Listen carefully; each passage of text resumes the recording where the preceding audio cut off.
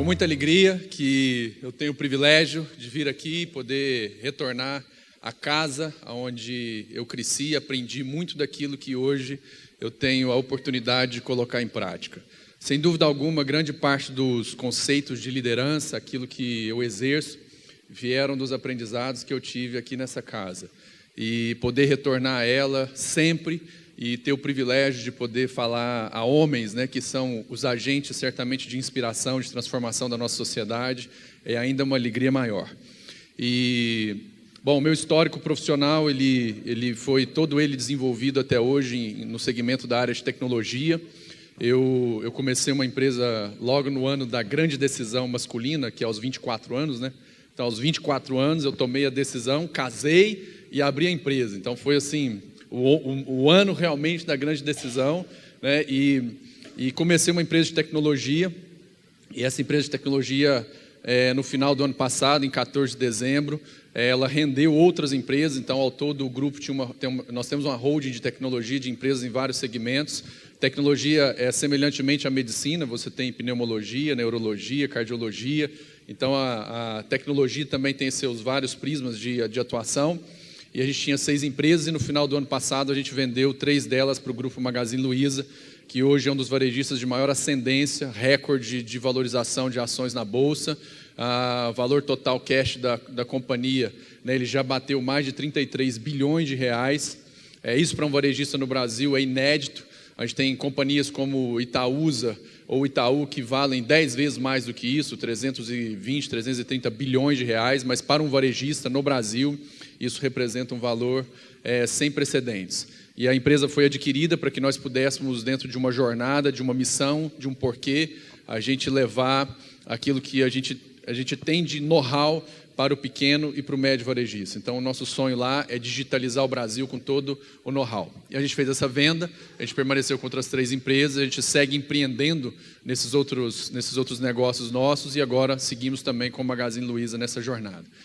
E o que me fez, certamente chegar até onde estou, foi o exercício claro do processo de empreendedorismo associado à liderança.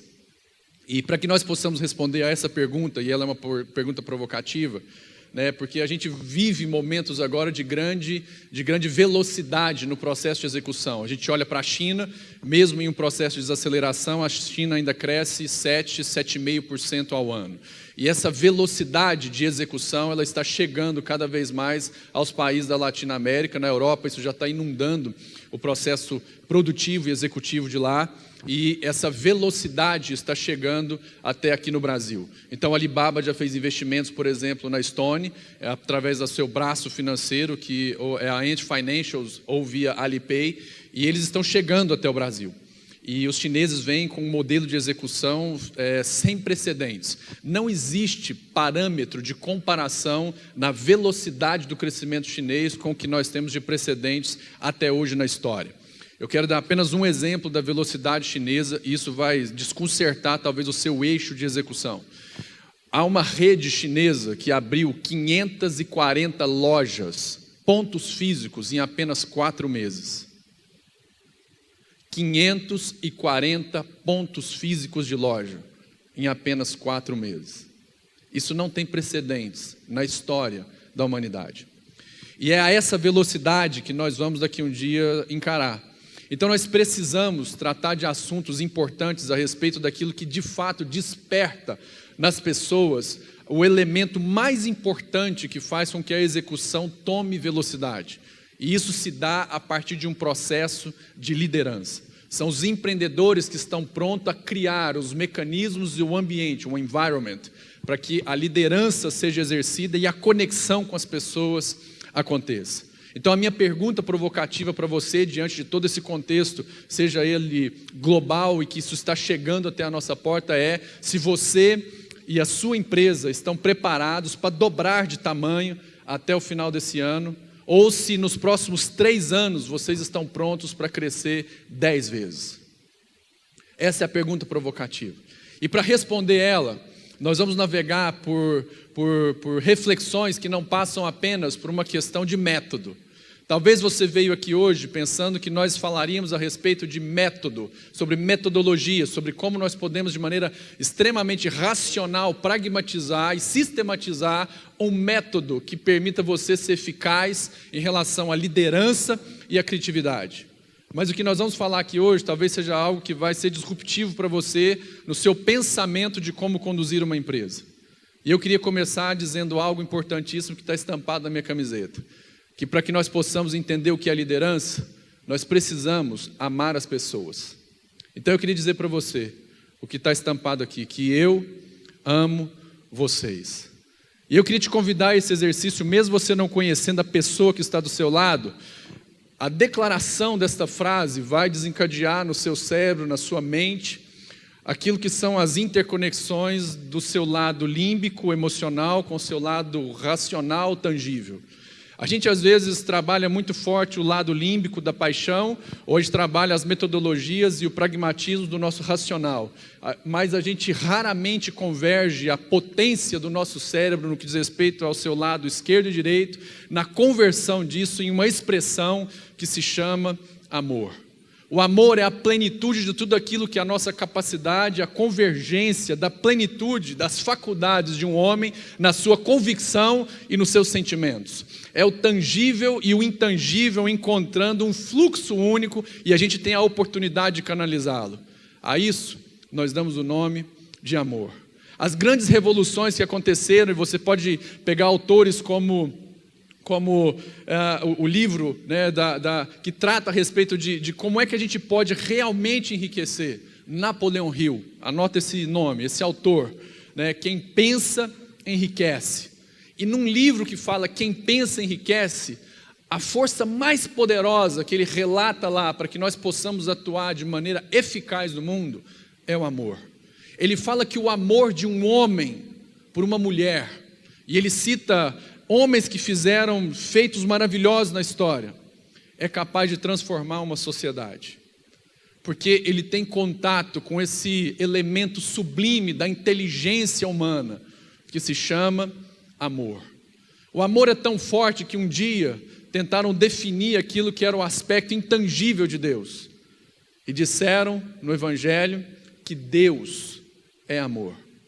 Então, para que nós possamos exercer a plenitude das nossas faculdades no nosso meio empresarial, como empreendedores, nós precisamos nos conectar às pessoas. A liderança não é um conjunto de métodos que te permite uma execução perfeita.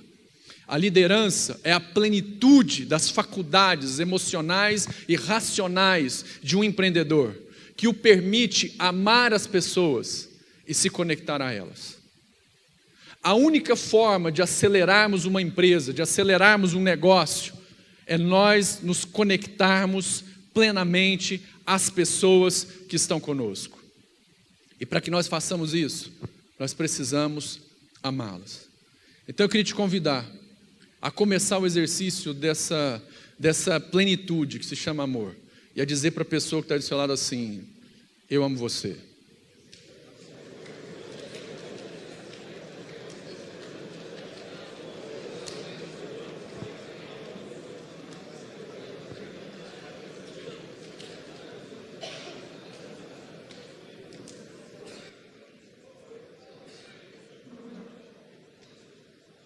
Pelo que você está apaixonado? A gente veio falar sobre liderança, a gente veio falar sobre criatividade, mas a força maior que move a humanidade se chama amor. E eu não poderia deixar de trabalhar o seu lado límbico e perguntar para você pelo que você está apaixonado. O que surge das suas entranhas de maneira que você não é capaz de explicar. E essa força movimenta os seus pensamentos e os seus sonhos de tal forma que é impossível conter essa força dentro de você. Pelo que você está apaixonado. O que faz você acordar de manhã e essa energia possuir cada célula do seu corpo, e isso movimentar você para onde quer que você vá, exercer as atividades que te conectam às pessoas. Pergunte a si mesmo, qual é o elemento da sua paixão? Porque a liderança, ela passa por esses mecanismos de inspiração, passa por esse mecanismo da gente responder a respeito de uma paixão, pelo que nós estamos apaixonados nessa vida, pelo que nós estamos inspirados nessa vida. O que você olha para a vida, e isso enche a sua alma, os seus pensamentos, e fazem você viajar nos seus sentimentos e nas suas inteligências racionais. Um verdadeiro empreendedor é um homem apaixonado por uma missão. Ele não apenas está racionalmente, de maneira intelectual, canalizando suas habilidades e suas competências. Não, ele soma isso à plenitude dos seus sentimentos. E ele se torna um missionário. Então a minha pergunta para você a respeito de pelo que você está apaixonado, responde uma segunda de qual é a sua missão. Por que você está aqui nessa terra? Quais são os efeitos da sua passagem pela nossa sociedade? Qual é o legado de herança deixado nesse mundo da riqueza que você tem dentro de si? Há um tesouro guardado pela vida em cada um de nós e ele é único.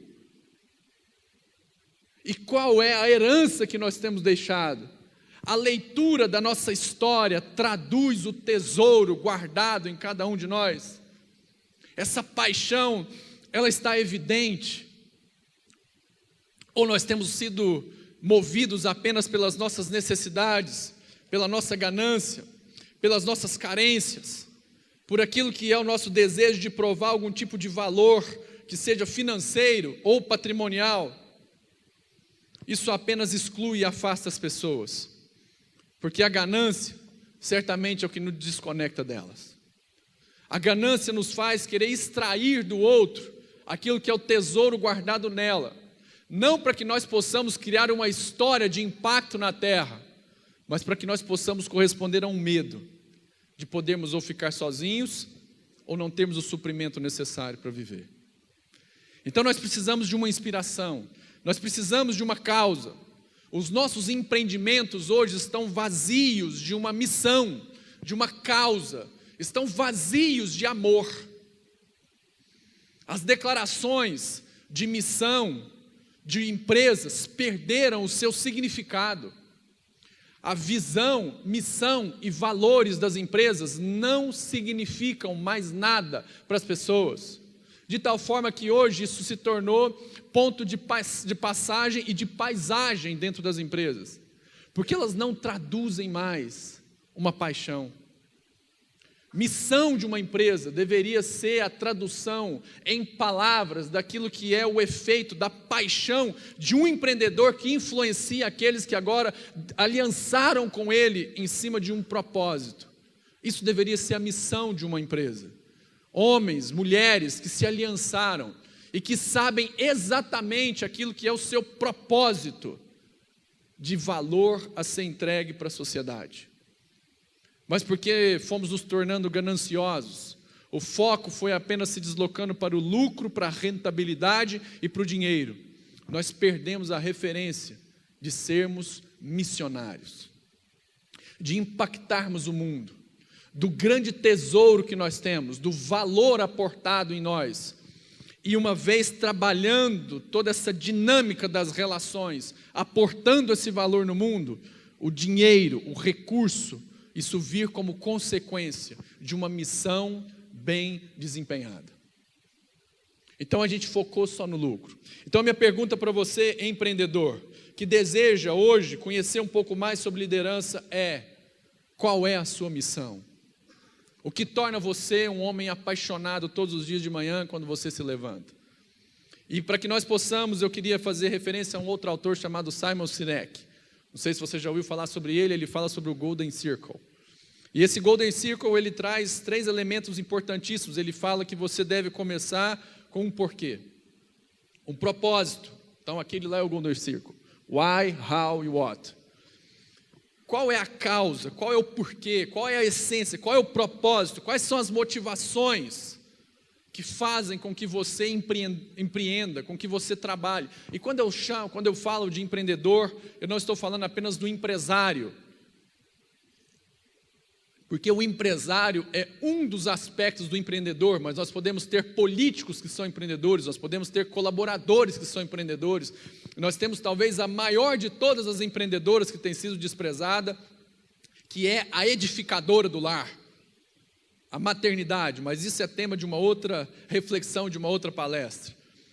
Mas a gente precisa entender que o propósito, que é a tradução de uma paixão e de uma missão, precisa estar claro para que nós possamos nos conectar às pessoas e influenciá-las, não por um método, mas por aquilo que agora a nossa disposição em acessarmos e influenciarmos as emoções e racional daquela pessoa para um propósito. Então, qual é o seu propósito? Qual é o propósito da sua empresa? E aí, para que nós possamos seguir, nós temos, depois de definido um propósito, nós temos as ações. Então eu defino claramente uma missão, depois eu defino quais são as ações que me farão chegar até lá. E aí eu preciso para isso de disciplina. E isso na nossa cultura brasileira talvez seja uma das coisas que mais falha. A gente declara que vai cumprir uma determinada ação e que vamos honrar um determinado compromisso e a gente não faz. Disciplina talvez seja uma das coisas que mais a gente percebe na cultura chinesa. Eles são extremamente disciplinados. Há uma execução. Aquilo que é um compromisso assumido é capitão nascimento. Missão dada é missão cumprida. E se nós queremos liderar, nós precisamos entender uma inspiração, a nossa paixão e precisamos depois de disciplina para que nós possamos executar bem. E com isso vem os resultados, a materialização. Mas tudo começa no nosso propósito. Então, para que nós possamos liderar pessoas, a nossa resposta, nós precisamos ter na nossa declaração aquilo que é o nosso porquê. Por que nós estamos fazendo aquilo? Qual é a nossa missão? O que isso deixa de legado no mundo? Por que estamos fazendo o que fazemos? Qual é a causa? Qual é a bandeira que torna cada um de nós um missionário? Você é um missionário, alguém que está em missão naquilo que é o seu empreendimento, seja a sua empresa, seja o seu trabalho. E aí, para que nós possamos desenvolver ainda mais a missão, nós temos aí a inspiração, a paixão, nós temos os valores. Missão perdeu o seu valor nas empresas. E os valores perderam a sua conexão com as pessoas. Sabe por quê?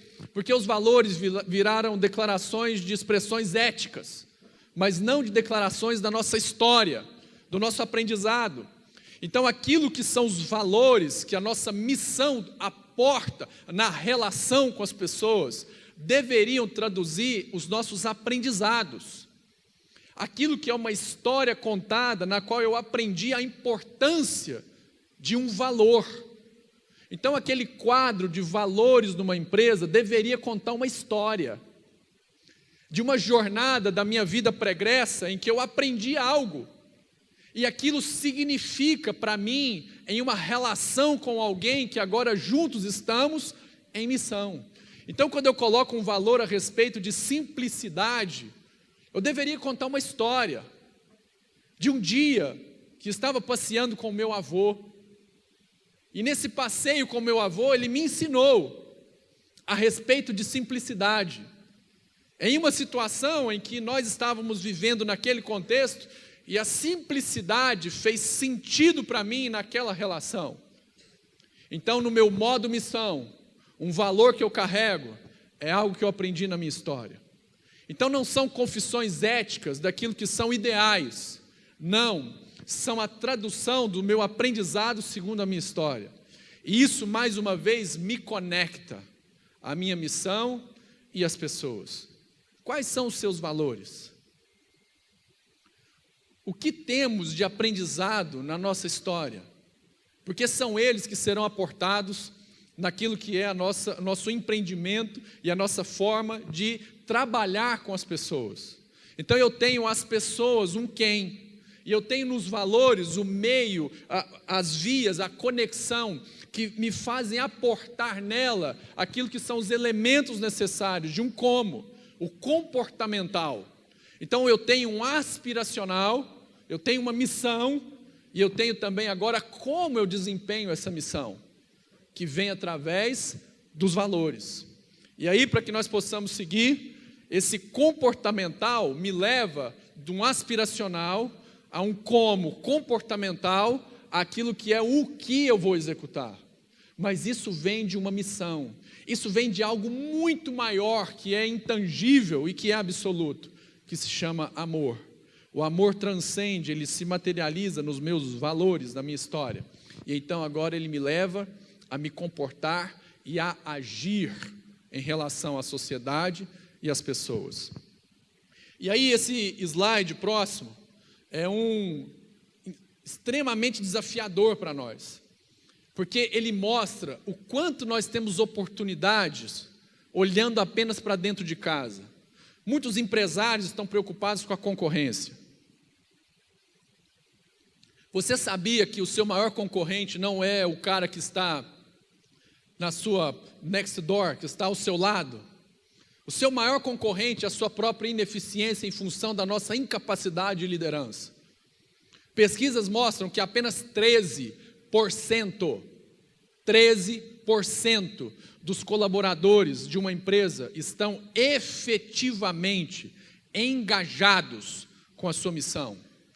Só de resolver a questão de liderança, propósito e valores em uma empresa, ganharíamos uma produtividade e um aumento, um incremento de pelo menos 8 vezes. As empresas querem melhorar a sua última linha, seu bottom line de lucro, mas ela não é feita a partir de questões de controle, ela é feita a partir de questões de liderança. Isso passa por amar as pessoas, de criar um ambiente em que eu me conecto a elas e nós temos um propósito e uma relação de confiança. De confiança de que ela não vai ser usurpada, ela não vai ser explorada, ela vai ser potencializada e viabilizada em tudo aquilo que é o valor e o tesouro dado pela vida a ela. Confiança das pessoas é o que o líder estabelece por amá-las. Por isso precisamos amar as pessoas. Então você estava olhando para o seu concorrente, mas eu vou te contar, a maior ineficiência, o maior concorrente que você tem, está dentro da sua própria casa, que é a ineficiência pela falta de engajamento. É as pessoas desconectadas de um propósito e apenas desempenhando aquilo que são as suas tarefas. E se você não guardou nada até agora, guarda esse slide aqui. Talvez esse daqui seja uma das reflexões mais importantes. Você, líder, gasta mais tempo com quem ou com o quê?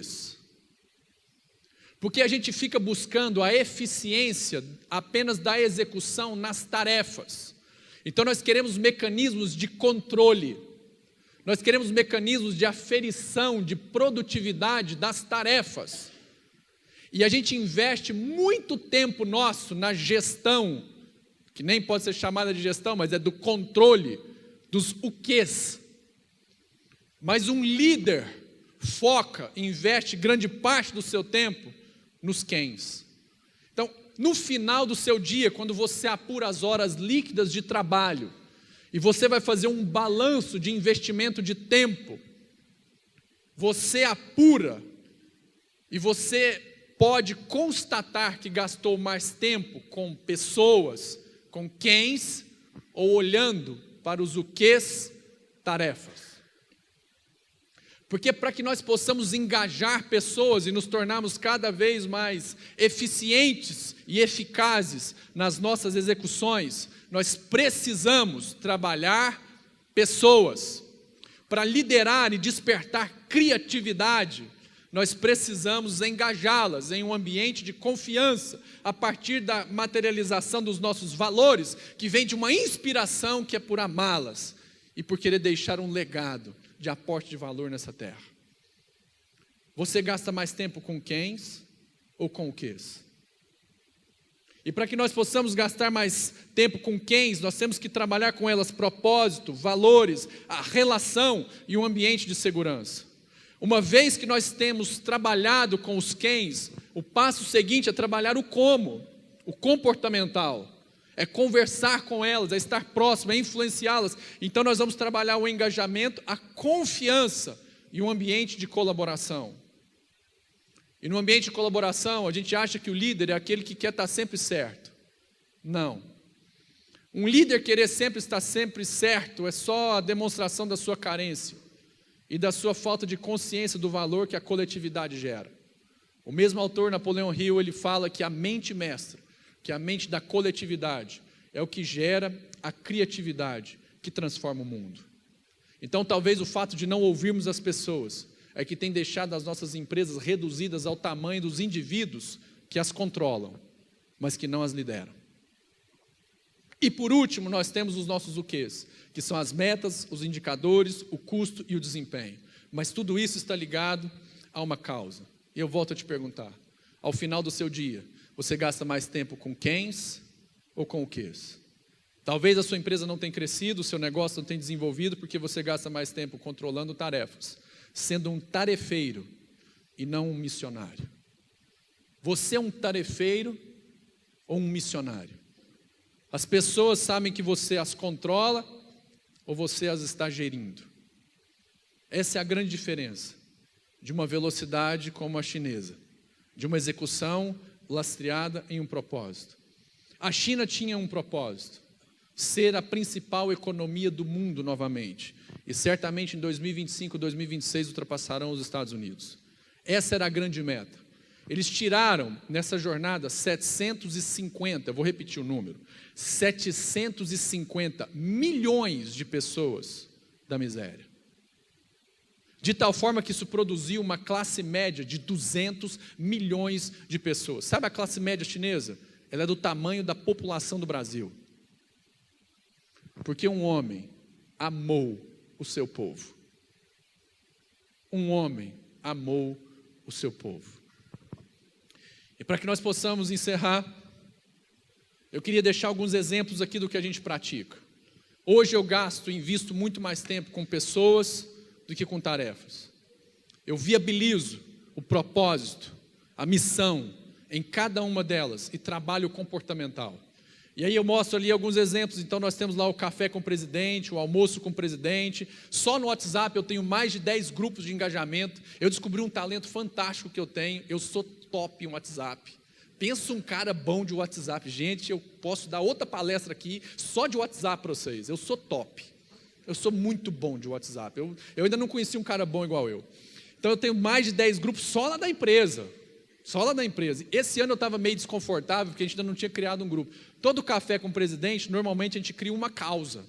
A gente sai de lá com uma causa. Eu falo assim, qual é a causa? E aí eu crio um grupo no WhatsApp com aquelas pessoas, entre 8 a 9 pessoas. A gente vai interagindo no grupo, a gente cria uma missão, uma micromissão, uma microjornada dentro da empresa. E até que a gente materializa aquela missão, isso gera engajamento, a gente não finaliza o grupo. E aí até o quarto café desse ano, a gente não tinha criado um grupo e eu estava muito, muito triste. Porque a gente não tinha criado um grupo no WhatsApp. Ainda o último a gente criou, e aí nós definimos uma micromissão de compartilhamento de aprendizados. E nós temos happy hours em que eu tenho a oportunidade de falar sobre cultura. Nós temos trabalhos sociais que a gente engaja, envolve as pessoas, e eu estou lá. Tem uma das fotos ali que você vai ver que eu estou inclusive com meu filho mais velho, que é o Rafael. Nós temos um almoço com a liderança, em que eu trabalho foco de liderança com os líderes da empresa. Trabalhamos hackathons, que são exercícios de desafios, em que a gente fecha grupos, estabelece uma missão e vamos exercitando esse modelo missionário com eles. Temos o TED, na nossa versão lá, que chama TED Box, e aí é um momento em que as pessoas podem compartilhar também do seu conhecimento. E temos algumas ações, como por exemplo o Acesso Família. Uma das coisas que a gente mais estimula lá na empresa é que os colaboradores levem as suas famílias para dentro da empresa. Lá nós temos mesa de ping-pong, mesa de pimbolim, temos escorregador, videogame, tem um monte de coisa, que no final é mais legal a criança ir lá para a empresa quando ela visita o shopping do que ir para o shopping. Nós criamos esse ambiente para que a família fosse para lá, para que o amor encontrasse lugar no ambiente de trabalho. Nós não temos todos esses elementos apenas para ser legal. Nós temos esses elementos para que nós possamos atrair a família para lá também. E é liberado. Então, sábado, um programa legal para um colaborador nosso é para a empresa. Levar os seus filhos para brincar lá. E eles pedem, papai, quero ir na softbox. Por quê? Porque quer brincar, quer descer no escorregador, quer ir no ping-pong, quer ir no videogame. Então, como nós temos liderado, fomentado um ambiente de amor? Então, ali, até coloquei uma fotinha do grupo de WhatsApp lá. E trabalho muito do meu tempo com os Kens. E para finalizar agora, meu tempo já estourou, mas acho que vale a pena o último testemunho. No momento da venda da empresa, e frequentemente as pessoas me encontram e perguntam quanto que eu ganhei. É a pergunta que todo mundo me faz. E aí? Quanto que foi a grana que foi para o seu bolso?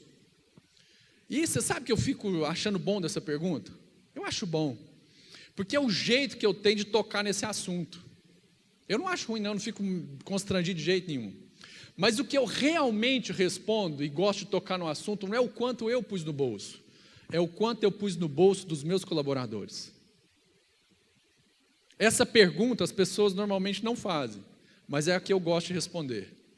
Nós elencamos 33 pessoas lá na empresa e repartimos uma fatia extremamente considerável daquilo que foi o valor venal da empresa e colocamos no bolso dessas pessoas. Isso repercutiu de maneira extremamente positiva, porque um líder que ama, ele não apenas declara, mas ele também materializa. E no dia que nós fizemos isso, nós fomos chamando cada uma dessas pessoas que fizeram parte da nossa história. E nós materializamos isso para elas, declarando quais eram os valores. Homens de 25, 30, 35 anos choravam. Choravam e declaravam o seguinte: eu sempre acreditei. Eu sempre acreditei. E hoje o meu sonho se torna real. É isso que um líder faz. Sabe por quê? Porque a gente ama mais as pessoas do que o dinheiro. A gente ama mais as pessoas, a jornada e a missão, do que apenas o lucro que a gente ofere. Então as pessoas me perguntam quanto que eu pus no meu bolso. E eu gosto de responder o quanto eu pus no bolso delas. E a minha pergunta final para você é: se você tem se importado com apenas o que tem ficado no seu bolso, ou se as pessoas têm a certeza e a confiança de que você cuida do quanto fica no bolso delas. Obrigado por esse tempo e que a gente esteja missionário.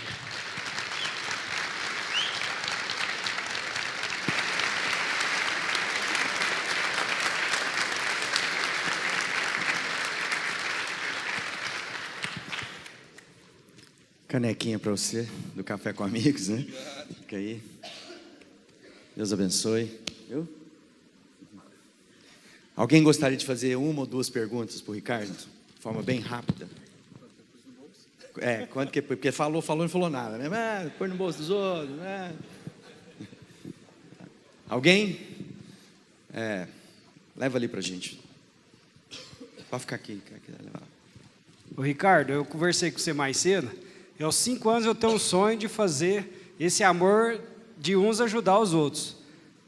Eu já cheguei à conclusão que eu não dou conta de ajudar os outros, eu preciso de uma ajuda. Eu quero ver quem que é homem de atitude aqui, da gente começar a mudar as coisas. Cada um com a sua área, com um pouquinho da experiência e aprendizado, para a gente melhorar as coisas, pelo menos na nossa sociedade. Quero ver se tem homem de sangue e de diferença aqui. É isso aí. Isso não é pergunta, né? Desafio, a pergunta Obrigado. já foi. Passa ali para o coisa lá. Ô, Ricardo, queria saber quanto você põe no seu bolso quando você me deu a empresa. Responde aí para nós. Bom, esse elemento é confidencial. Isso fez parte da nossa negociação com o grupo da Hold do Magazine Luiza, mas foi um montante acima de 9 dígitos. É o máximo que a gente pode divulgar em função daquilo que é a estratégia ainda de aquisições que nós estamos fazendo no mercado. Saiu aí na mídia 2 novas negociações que estão acontecendo e eu estou participando delas. Então, aqui a aquisição, por exemplo, da Netshoes, que é um dos players de maior valor no segmento de esportes e no segmento de fashion, que é moda.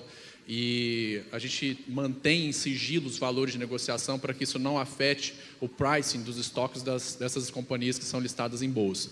Então a gente não pode divulgar, isso hoje é restrito apenas ao foco de 5 pessoas e ele ainda é confidencial. Nós só podemos divulgar esse número a partir de abril de 2020.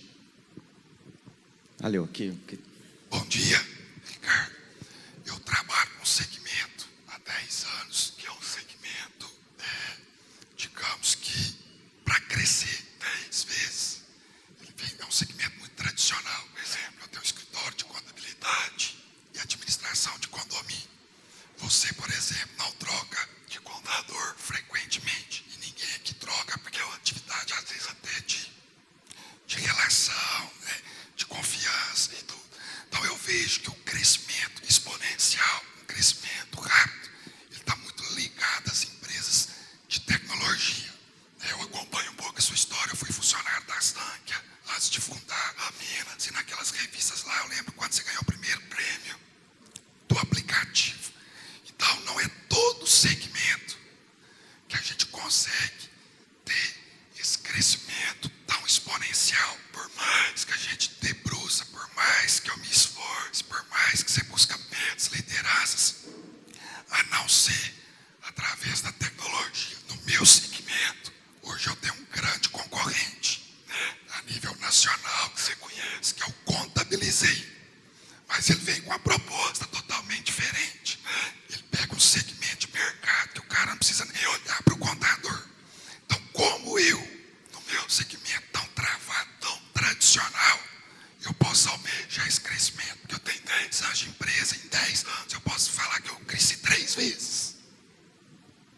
Você começa com um sonho, amando aquilo que é o valor que você pode aportar. Então, primeira coisa, o pensamento criativo não nasce da individualidade, ele nasce de um amor. Então, você pode querer posicionar nos seus o quês, e nos o quês você não vai encontrar a disrupção. Você só vai encontrar a disrupção quando você encontrar uma dor legítima e original.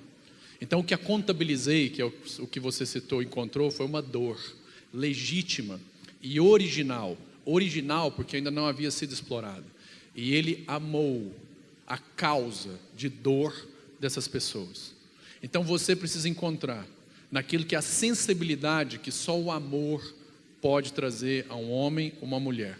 E essa causa original vai fazer você dar uma solução original, que passa por questões de tecnologia.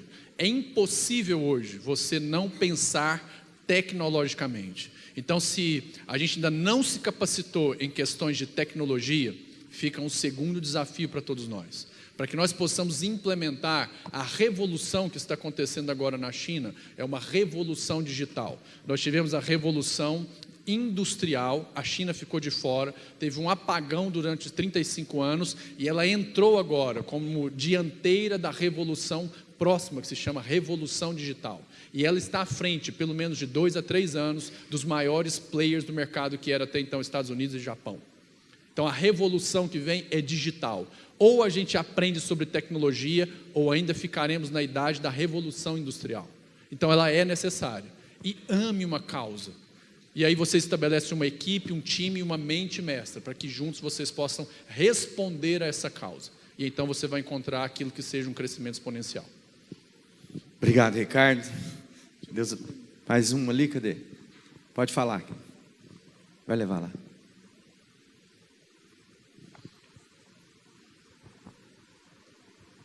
Ricardo, minha pergunta é o seguinte: como é que a gente consegue converger esse amor? Vamos pôr o microfone um pouquinho mais perto da boca, por favor. Como a gente consegue converger esse amor? Porque as contas, os gastos fixos, eles são mensais. Como é que você usou esse amor que você estava falando para a gente? Como é que você convergeu ele com aqueles boletos que está todo mês? Porque por mais que você ame, o aluguel está lá todo mês, a folha de salário está lá todo mês. Como é que você convergeu esse longo prazo com esse curto prazo? Porque o amor você pensou no longo prazo, que traz mais resultado no longo prazo, mas as metas, bater meta, atingir as tarefas é no curto prazo. Como é que você convergeu isso daí? Então, tá vendo? A gente coloca o amor lá no final. Então eu comecei amando. A causa que me fez abrir a empresa foi justamente no mesmo ano em que eu casei. E foi importantíssimo, talvez, para mim, isso como marco na minha história. Então a gente às vezes começa com as nossas necessidades. E talvez nós estamos criando mais necessidades do que desenvolvendo um ambiente para que nós possamos propagar o amor. Então minha sugestão para você é, se as contas se tornaram mais importantes, talvez você desenvolveu uma amplitude de contas maior do que o ambiente do amor para você se expressar. Então a primeira coisa, nós temos que começar amando. Esse é o start do meu dia. Eu saio de casa porque eu amo a minha mulher, porque eu amo os meus filhos. Eu saio de casa porque o primeiro testemunho que eu quero dar é um testemunho de honra de quem trabalha, de um pai que trabalha porque tem uma missão. Eu não saio de casa para que eu possa pagar as minhas contas. Eu não trabalho para pagar conta, porque isso não inspiraria os meus filhos. O que eu tenho de missão para passar para os meus filhos não é um pai que paga conta. O que eu tenho de missão para passar para os meus filhos é um pai que vai mudar o mundo. E isso os inspira. Então talvez o eixo dos seus pensamentos esteja em pagar contas, mas o eixo dos seus pensamentos deveria ser trabalhado para amar e ser missionário. E aí, desenvolvendo essa missão inspiradora, você vai conseguir pagar as suas contas, porque a força que te move não é a força das suas necessidades, mas é a força do amor que você tem aportado no mundo.